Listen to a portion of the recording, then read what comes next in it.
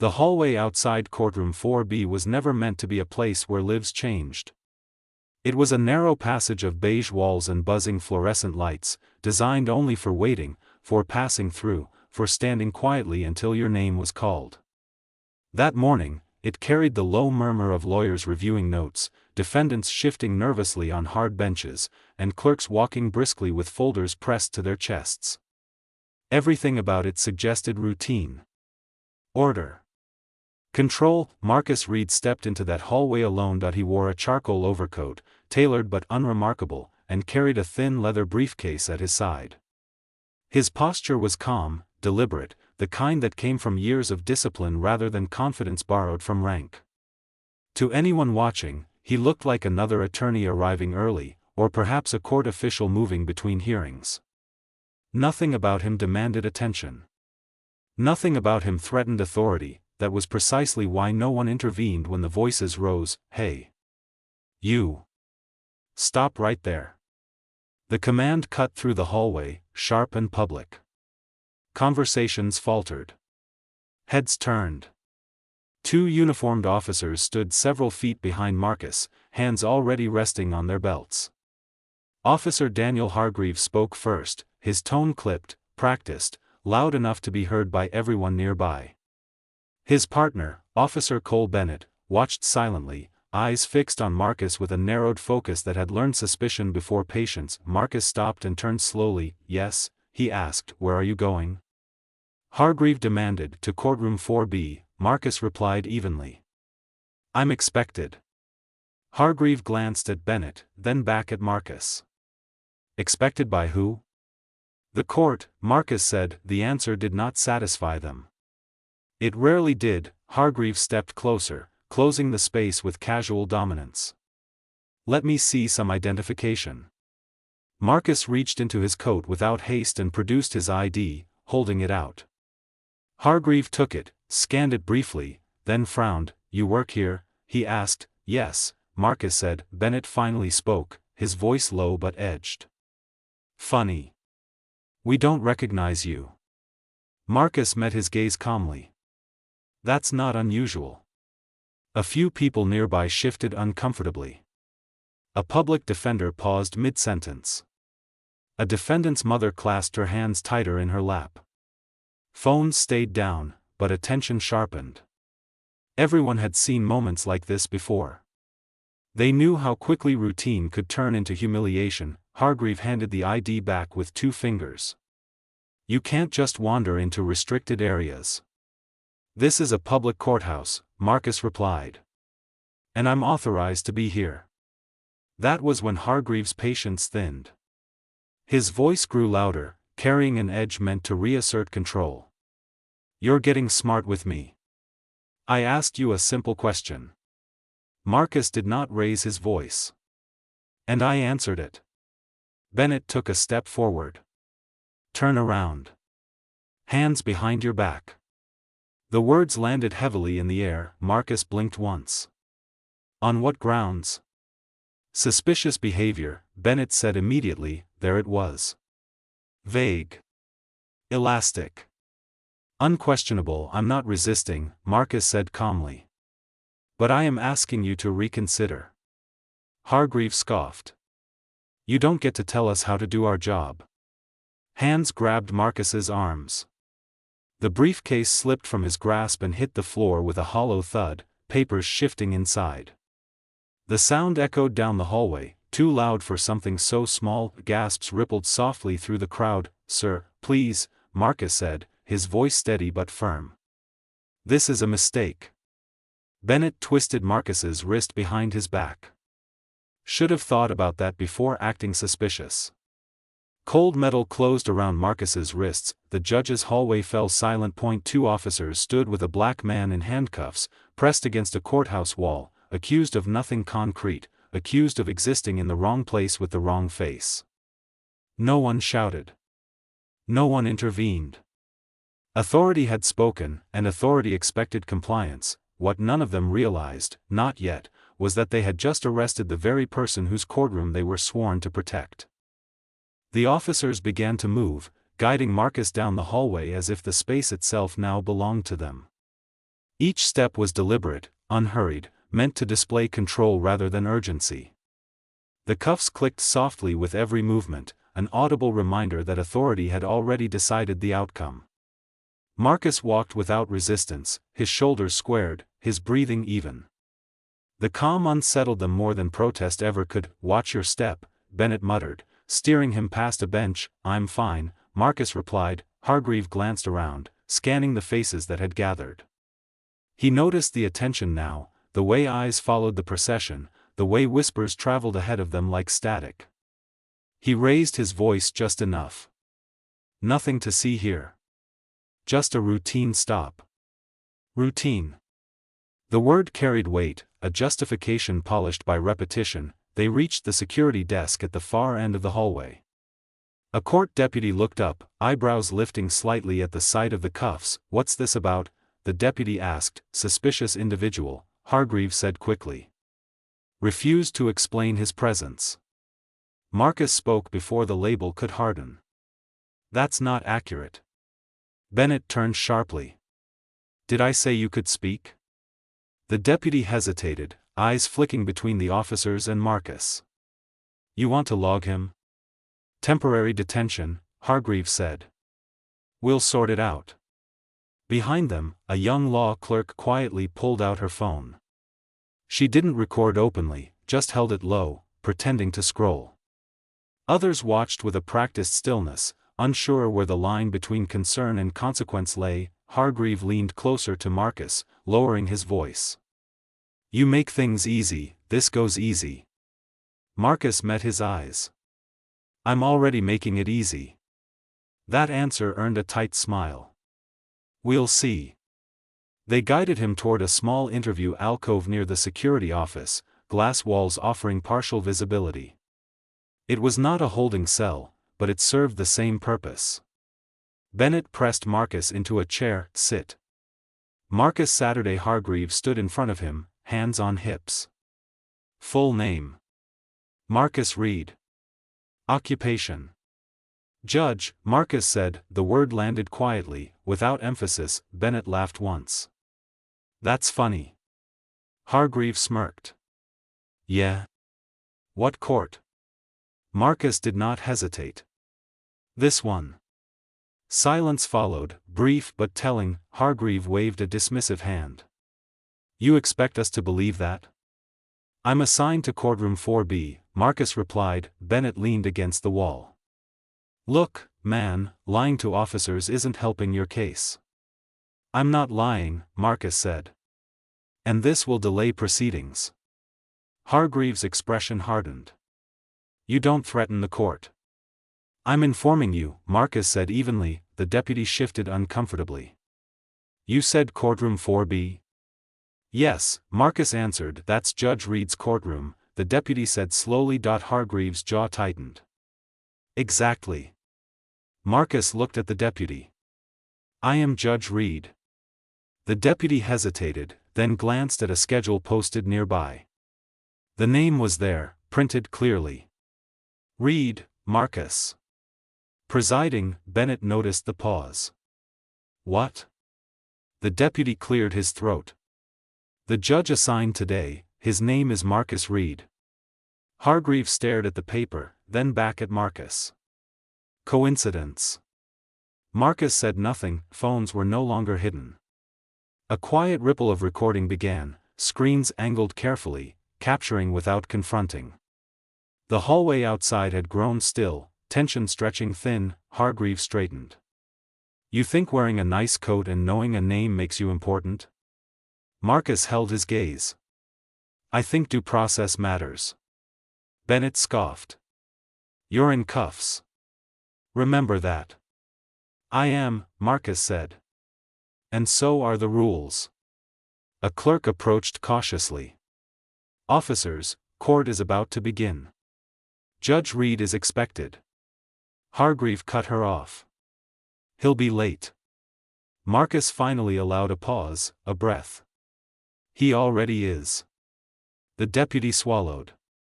The air shifted, uncertainty creeping in where confidence had lived moments before.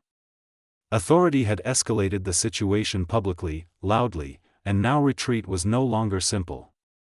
The hallway had become an audience, and the story was no longer theirs alone to control. Hargreave felt it then, the subtle turn in the room that every experienced officer recognizes but rarely names. It was the moment when certainty thinned, when the ground beneath authority no longer felt solid. He masked it quickly, straightening his uniform, raising his chin, doubling down. "All right," he said, voice firm. "Enough games." He turned to the deputy. "We're escorting him to holding until we verify his story." "That won't be necessary," Marcus replied. Bennett stepped forward. "You don't get to decide what's necessary." The cuffs tightened as Bennett adjusted them, a small, deliberate act meant to reassert dominance. Marcus did not flinch. "This is courthouse property," Hargreave continued, loud enough for the hallway. "Impersonating a judge is a serious offense." "I'm not impersonating anyone," Marcus said. "I am asking you to check the internal roster." Hargreave ignored him and addressed the deputy again. "Call it in." The deputy hesitated, fingers hovering over the phone. "Maybe we should just, now," Hargreave snapped. The call went through. The deputy spoke quietly, eyes never leaving Marcus. Bennett paced, restless, scanning the growing crowd. The phones were no longer discreet. Recording had become open, almost defiant, a silent acknowledgement that something was wrong. Hargreave leaned down, lowering his voice to Marcus alone. "You walked in here thinking rules protect you. They don't. We do." Marcus met his gaze. "Rules protect everyone. That's why they exist." Hargreave laughed softly. "Not today." The deputy hung up, face pale. They said Judge Reed is on the premises." Hargreave's jaw clenched. "And?" "They said he's scheduled in 4B. Right now." Bennett stopped pacing. So court can't proceed without him," the deputy said. Hargreave turned sharply to Marcus. "You think causing a delay makes you untouchable?" Marcus shook his head. "No. It makes this visible." That word lingered. Visible. Hargreave's radio crackled. "Unit 12, status check. Courtroom 4B is waiting." Hargreave pressed the button. "We're handling a situation." "What kind of situation?" the voice asked. "Security concern," Hargreave replied. Marcus spoke calmly, clearly, his voice carrying just enough. "Tell them you detained the presiding judge." The radio went silent. Bennett stared at Hargreave. "He's bluffing." Hargreave did not answer immediately. He looked around, at the deputy, at the clerk, at the people watching. At the cameras. He realized retreat now would look like admission. Release would mean acknowledgement of error. Authority rarely chose that path. "Search him," Hargreave said abruptly. Bennett hesitated. "Here. Now." Bennett reached into Marcus's coat, pulling out his phone, his wallet, placing them on the table. Then the leather briefcase. He opened it. Inside were neatly arranged files. Case notes. Legal references. A black robe folded carefully at the bottom. The room stilled. Bennett froze. "Sarge," Hargreave stepped closer, peering inside. The robe was unmistakable. Heavy. "Official." "That proves nothing," Hargreave said, though his voice lacked conviction. "Anyone could steal a robe." Marcus spoke quietly. "Check the inside pocket." Bennett did. An embroidered name. "Reed," the deputy exhaled sharply. A clerk covered her mouth. "The phones captured everything." Hargreave straightened, face flushing. "You could have said something sooner." "I did," Marcus replied. "You chose not to listen." Hargreave's voice rose, defensive. "You don't walk around without announcing who you are." "I don't need to announce my humanity," Marcus said. The hallway held its breath. Authority had overreached, and now it stood exposed, not by force, not by shouting, but by its own refusal to pause. The cuffs were still on Marcus's wrists, metal against skin, evidence of a misuse that could no longer be denied. The radio crackled again, louder this time, cutting through the stillness. Unit 12, respond immediately. Court administration is requesting clarification. Hargreave didn't answer right away. His eyes were fixed on the robe, on the name stitched inside, on the reality settling in despite every instinct to resist it. The hallway no longer felt like his territory. It felt like a stage he hadn't chosen, under lights he couldn't dim. Marcus remained seated, hands still cuffed, posture unchanged. He did not gloat. He did not demand. He waited. Bennett swallowed. "Sarge, we should take these off." Hargreave snapped his head toward him. "Not yet." That hesitation said more than words ever could. It wasn't about verification anymore. It was about control slipping in front of witnesses. A senior court administrator emerged from the far end of the hallway, flanked by 2 bailiffs. Her stride was brisk, expression tight with urgency.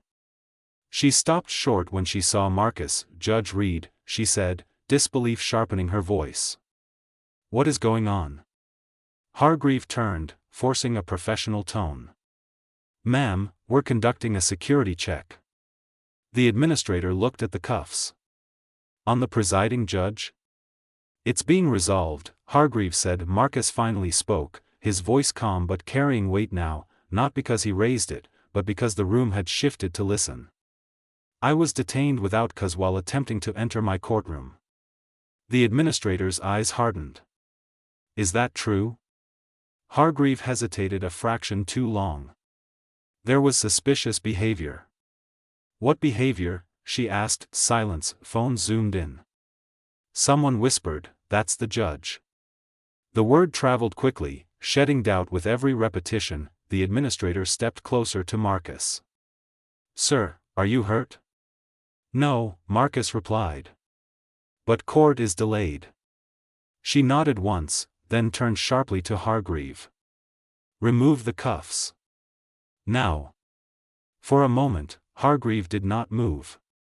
Years of conditioning fought against the command, against the inversion happening in real time.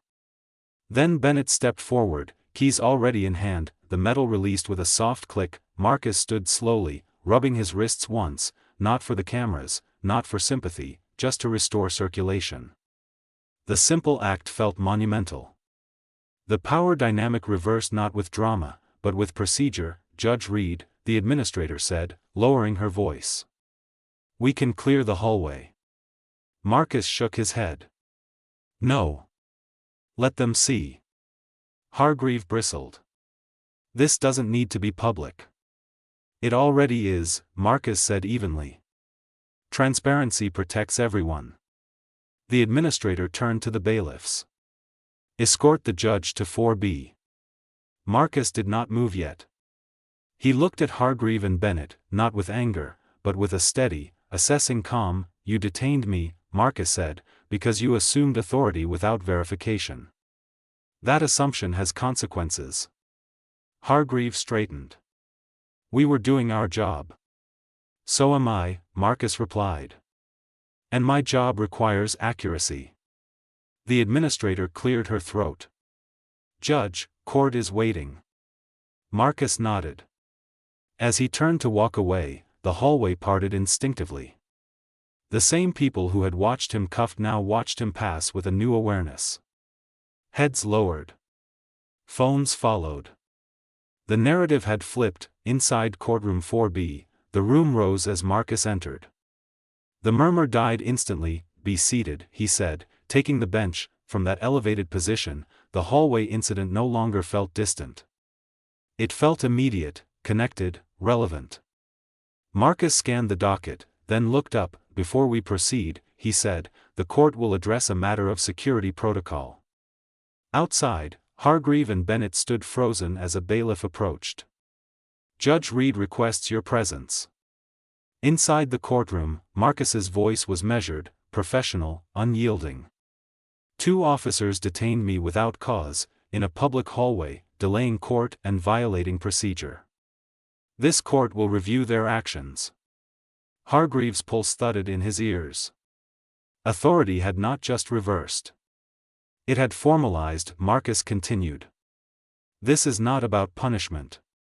It is about accountability. The courtroom listened. The hallway listened. Somewhere online, clips were already circulating, captions forming, assumptions dissolving. Power had revealed itself not through dominance, but through restraint. Not through volume, but through process. The system had been forced to look at itself, and it could not look away. The courtroom doors closed behind Hargreave and Bennett with a sound that carried more weight than a slam ever could. It was the quiet finality of process taking over.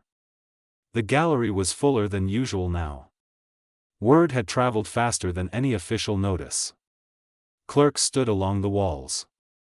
Attorneys leaned forward in their seats. Even defendants sensed something different unfolding, something that wasn't about them, but mattered just as much. Marcus Reed looked down from the bench, his expression composed, unreadable.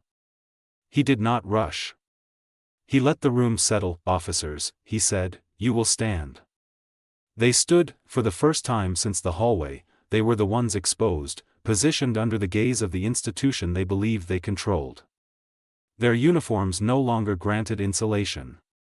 They were simply subjects within a system they had misused. This court is convened to address a disruption that occurred on courthouse grounds, Marcus continued. Specifically, the detention of a court official without probable cause. Hargreave opened his mouth.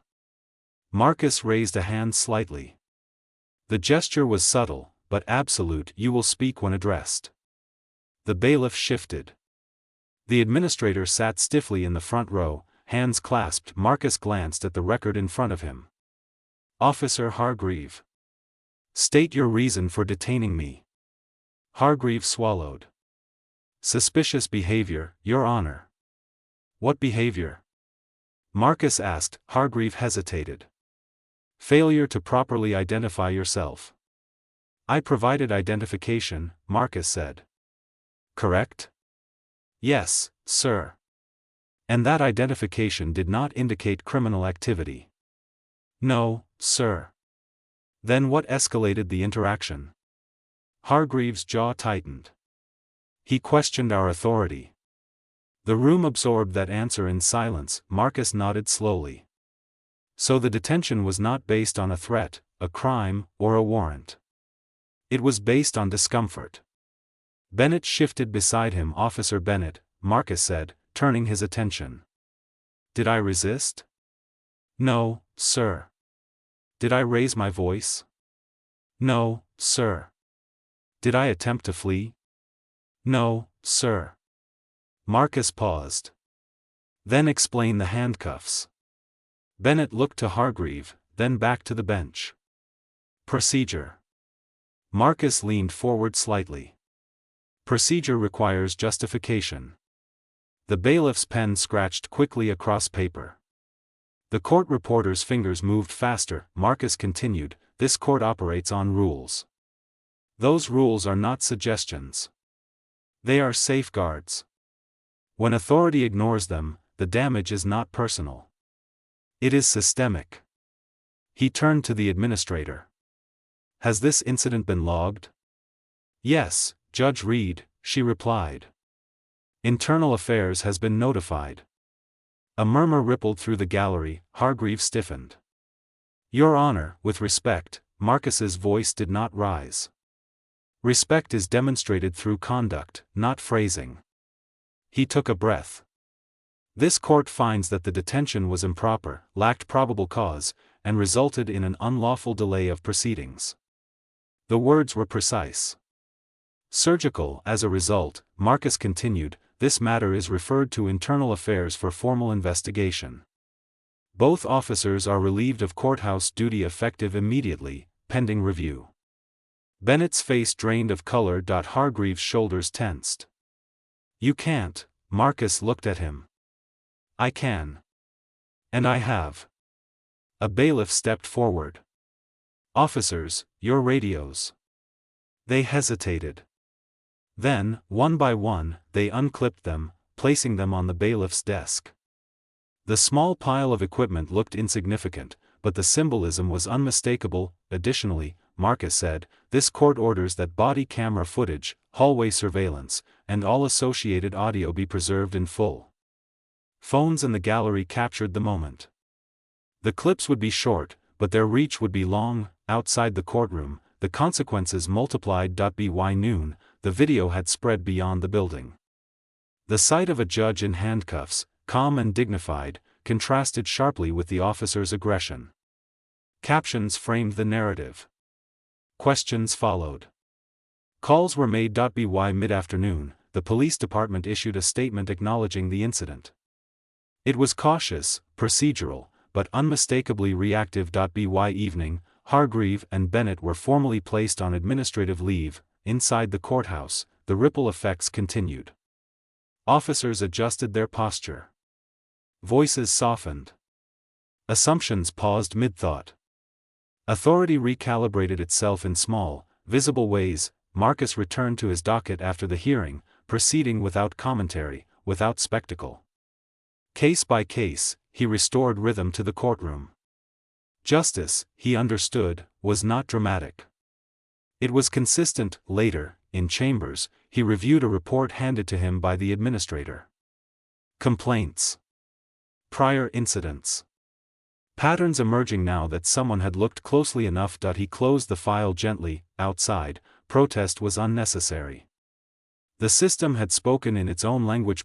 Two officers who believed rules bent for them had learned, publicly, that rules bend for no one. The courthouse returned to routine by sunset. But the routine had changed. The investigation moved quietly at first, the way institutions prefer to handle discomfort. Memos replaced whispers. Emails replaced hallway conversations. The language was careful, procedural, stripped of emotion. But beneath that restraint, momentum was building. Internal affairs arrived the next morning. They did not come in uniform. They came with folders, badges clipped low, expressions neutral. They requested footage. They requested reports. They requested timelines. Every request carried an implication. This would not be handled informally. Security protocols were suspended pending review. Officers assigned to courthouse duty were rotated out. Temporary replacements were brought in from a neighboring district, briefed explicitly on conduct expectations. The building felt different, quieter, more attentive, less certain of itself. Marcus Reed did not oversee the investigation. He deliberately recused himself from any direct involvement. That decision mattered. It removed any claim of personal retaliation and reframed the issue as institutional failure, not individual grievance. The chief judge convened an emergency administrative session 3 days later. The meeting was closed to the public, but its outcomes were not.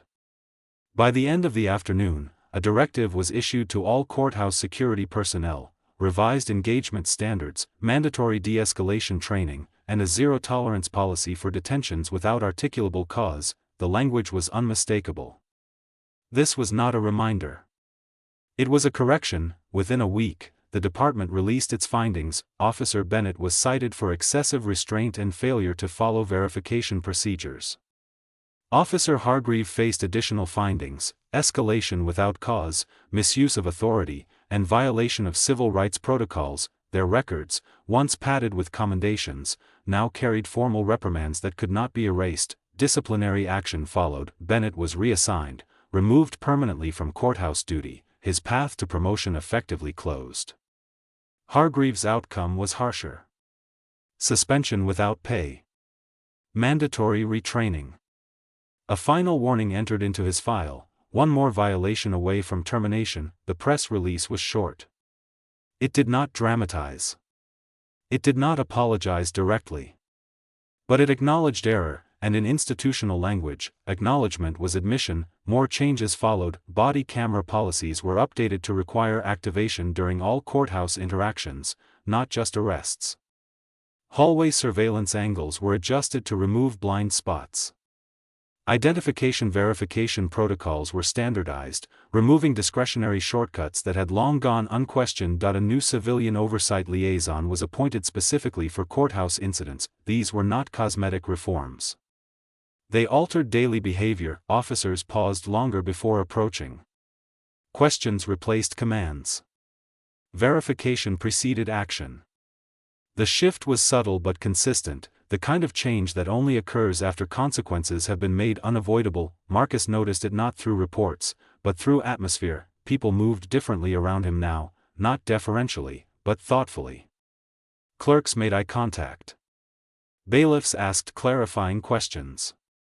Defendants watched more closely, seeing not just authority, but accountability enacted in real time. Weeks later, a training session was held in the same building. A still image from the hallway footage appeared on the screen. Marcus Reed, hands cuffed, standing calmly between two officers. The instructor did not name him at first. This, the instructor said, is what happens when assumption replaces procedure. The room was silent. Only after the lesson did the instructor add, the individual detained was the presiding judge. There was no laughter. No commentary. The message was complete. The system had not collapsed under scrutiny. It had adjusted. Slowly. Publicly. Permanently, and that adjustment mattered far beyond one hallway, because everyone who walked those corridors now understood something essential: authority was no longer insulated by habit. It was accountable to process. The hallway returned to what it had always been meant to be, a place of passing, not punishment. Fluorescent lights hummed. Benches filled and emptied. Names were called. Cases moved forward. To anyone arriving weeks later, there was no obvious trace of what had happened there, but absence of noise did not mean absence of memory. For Marcus Reed, the incident did not linger as anger. It settled as resolve. Each morning, he entered the building the same way he always had, alone, unescorted, briefcase in hand. He did not announce himself. He did not demand recognition. The difference was not in how he walked, but in how the system responded. Interactions were slower now. More deliberate. When officers approached someone, they explained first. When questions were asked, they were framed as questions, not conclusions. The shift was quiet, but it was real. In Courtroom 4B, Marcus continued to preside with the same measured authority. Defendants noticed something new, something subtle but reassuring. The rules were being followed not just by those standing before the bench, but by those standing guard beside it. One afternoon, a young defendant glanced toward the hallway before approaching the podium. Marcus saw the hesitation. "You're safe here," he said calmly. The words were not reassurance. They were a promise grounded in practice. Outside the courthouse, the video never fully disappeared. It resurfaced periodically, shared without commentary, its power unchanged. A reminder that injustice does not always announce itself loudly, and that accountability does not require force to be effective. What stayed with people most was not the arrest. It was the restraint that followed. No shouting. No retaliation. No spectacle. Just process applied evenly, even when it was uncomfortable. That was the lesson the system absorbed, and the reason the reform held, because when authority is challenged by calm intelligence instead of chaos, it cannot deflect. It can only correct, and correction, once made public, becomes precedent. For those listening to this story, the takeaway is simple and enduring. Power reveals itself not in how quickly it can restrain, but in how willingly it submits to rules when it is wrong. Justice is not loud. It is patient. And when it finally arrives, it does not rush. It stays.